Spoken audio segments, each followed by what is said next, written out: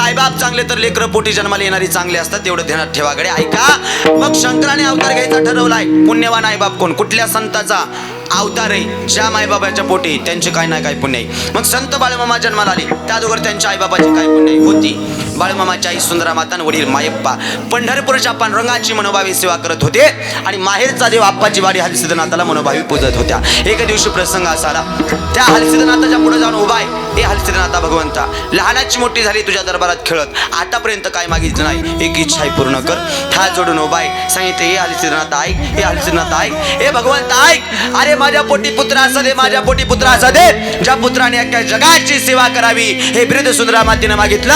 आणि त्याच बिरुदाग्रस्त भगवान शंकराने अवतार धारण करण्याचा निर्णय घेतला. सन 1892 सालामध्ये 3 ऑक्टोबर वार सोमवार तिथी द्वादशीची आणि माझ्या मामांचा जन्म आहे 4:23 बोला बोला बोला मामाच्या नावाने.